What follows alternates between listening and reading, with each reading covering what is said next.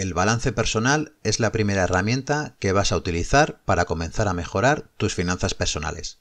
Te va a servir para dos cosas. Primero, vas a poder analizar tu punto de partida y posteriormente va a ser donde vuelvas a consultar cómo van evolucionando a mejor tus finanzas personales. No te dejes engañar por el nombre, es un documento muy sencillito de generar y lo vamos a ir haciendo paso a paso. Coge una hoja de papel y divídela por la mitad. En la columna de la izquierda vas a anotar los activos. ¿Y qué son los activos? Bueno, pues según lo que dice la RAE, es un conjunto de bienes y derechos con valor monetario que son propiedad de una empresa, institución o individuo. Bueno, simplificando las cosas, que al final yo creo que es lo más fácil, son todas las cosas valiosas que posees. Por ejemplo, unas acciones, oro, tu vivienda, pero de momento no vamos a entrar y vamos a entrar más adelante a hacerlo paso a paso, ¿vale? Ahora, en el otro lado de la columna, pasivos, que según la RAE son el valor monetario total de las deudas y compromisos que gravan a una empresa, institución o individuo. Básicamente es lo que debes. Ahora vas a empezar a anotar. Vamos a empezar por los activos. Por ejemplo, si tienes una vivienda, te recomendaría que primero te metieras en plataformas como Idealista para ver más o menos el precio de venta que rondaría en este momento tu casa si es que la tienes, ¿vale? Que no, esto no es obligatorio, ni mucho menos. Entonces, compruébalo y anota más o menos.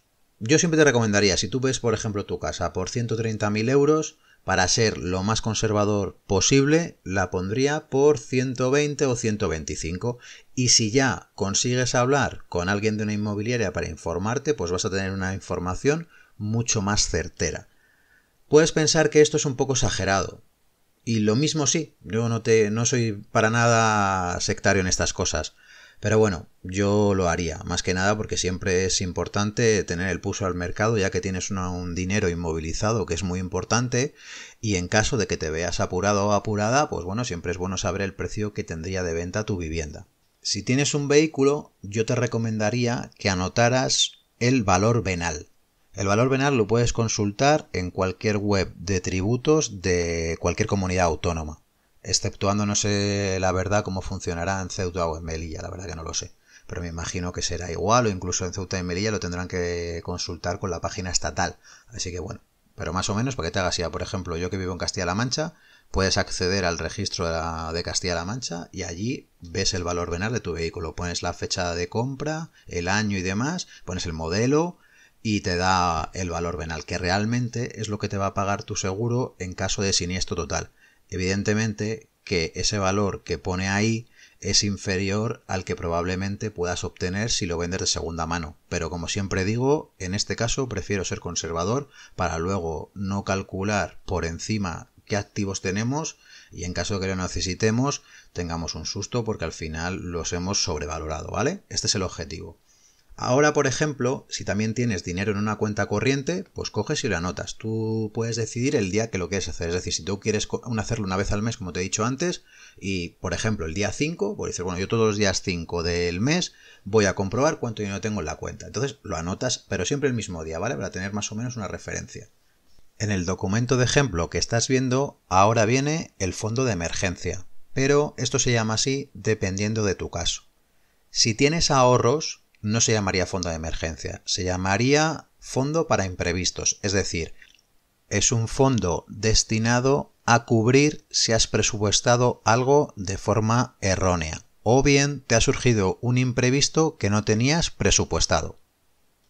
Si no tienes ahorros, este fondo de emergencia va a ser un dinero que tienes apartado que te va a impedir que si te surge cualquier imprevisto tengas que recurrir a endeudarte.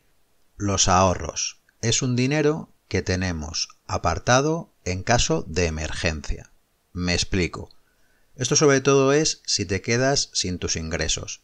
Y aquí hay muchas opiniones. Hay gente que dice que con 3 meses es suficiente, hay gente que dice que con 6, hay gente que dice que con 12. Y para mí, todo el mundo tiene su parte de razón. No creo que haya una fórmula única y exclusiva. Entonces esto yo creo que va a depender sobre todo de lo conservador o, por así decirlo, el miedo que tengas, ¿no? Entonces, yo sí que te haría una distinción. Si eres asalariado, normalmente cuando te despiden, tienes acceso al paro. Si este es tu caso, puedes tener un fondo de ahorros un poquito menor. Es decir, 6 meses estaría bastante bien. ¿Por qué? Porque con lo que te den del paro más parte de este fondo, probablemente aguantes más de 6 meses. Te pongo un ejemplo. Tú imagínate que venías percibiendo 2.000 euros y ahora el paro te van a dar, vamos a suponer 24 meses, 1.000 euros. Si tenías apartados 12.000 euros, que eran 6 meses de tu salario, pues ahora realmente vas a poder aguantar un año porque percibes 1.000 euros de desempleo más 1.000 que tienes tú que poner, entonces tu liquidez te duraría 12 meses, ingresando los 2.000 euros que venías percibiendo anteriormente. Si eres autónomo, yo te recomendaría que esto lo alargaras todavía un poquito más, que fuera un año de tus gastos.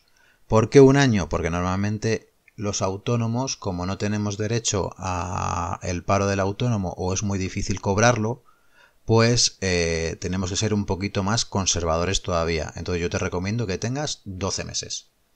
Seguimos con los ejemplos de la columna de activos. Si tienes un fondo de inversión, lo que tienes que hacer es consultarlo igual que hemos dicho antes de la cuenta corriente, un día en el mes y anotar el valor que tiene en ese momento. ¿Para qué te va a servir también esto? Para controlar cómo están yendo tus inversiones, porque si lo haces una vez al mes, puedes consultar lo anterior y ver cómo está evolucionando, si evoluciona de forma positiva o no.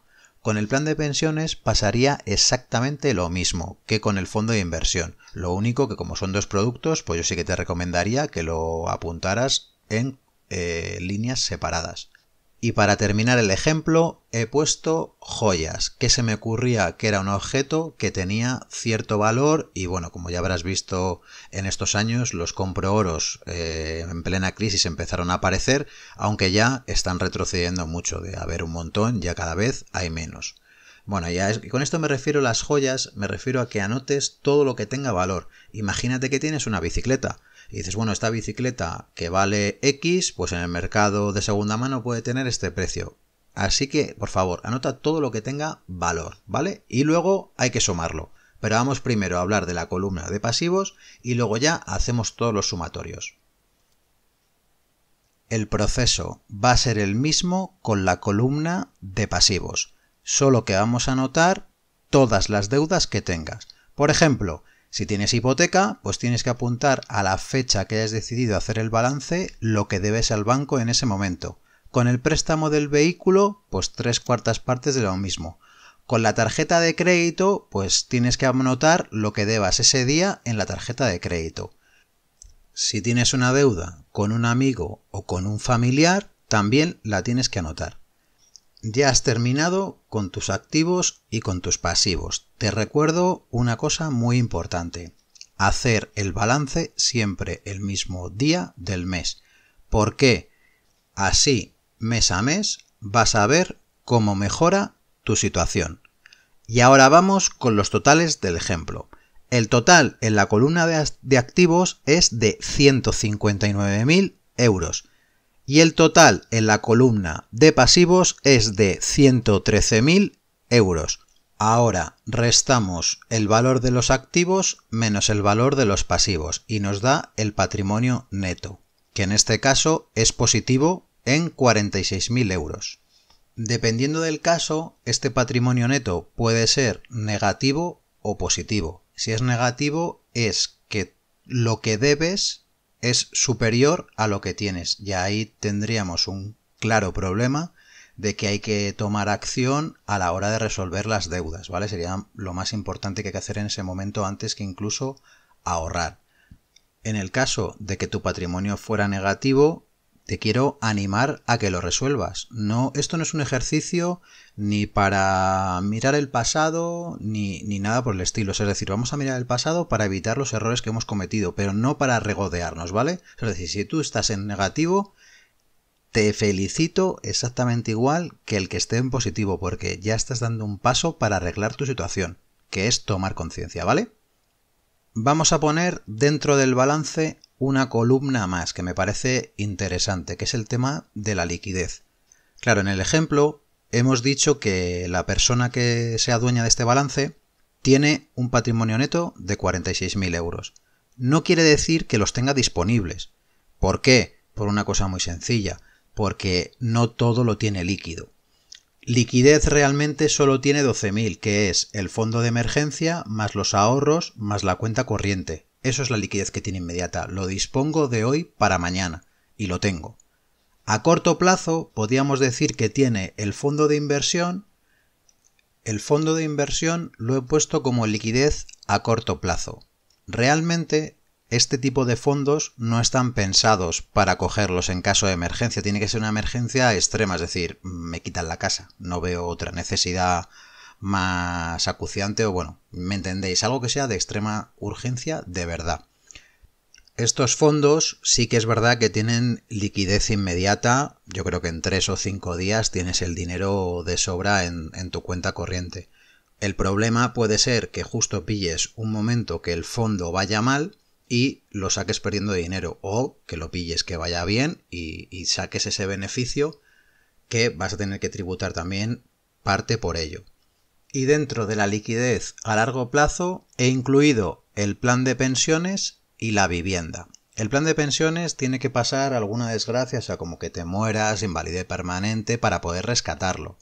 Y el caso de la vivienda no sería una iliquidez tan largo plazo como el plan de pensiones, pero bueno, tienes que ponerla en la inmobiliaria, tienes que venderla, que te den el dinero que tú quieres o más o menos que tú quieres. Bueno, ahí hay más dificultades y luego hay que pagar pues plusvalías y demás. Así que sería también como último recurso. Las joyas no las he incluido ni en el corto plazo ni en el largo plazo, porque también va a depender un poco de cómo te sientas tú con esos objetos. Es decir, podrían ser de liquidez a corto plazo, vas al compro oro y te dan lo que sea, o a lo mejor te quieres esperar y serían a largo plazo, porque tienes una relación a lo mejor muy sentimental con ese tipo de joyas, o eran de algún familiar y demás. Entonces, bueno, por eso las joyas no las he incluido en ninguno de los dos, pero también estarían, ¿vale? Como ves, es un documento sencillo de hacer y no tiene mucha complicación. Simplemente le tienes que dedicar pues un ratito a ver bien todo lo que tienes, todo lo que debes. Y con respecto al tema de la liquidez, está interesante que lo tengas hecho porque también vas a tener claro, en caso de cualquier imprevisto, qué puedes hacer y qué no puedes hacer.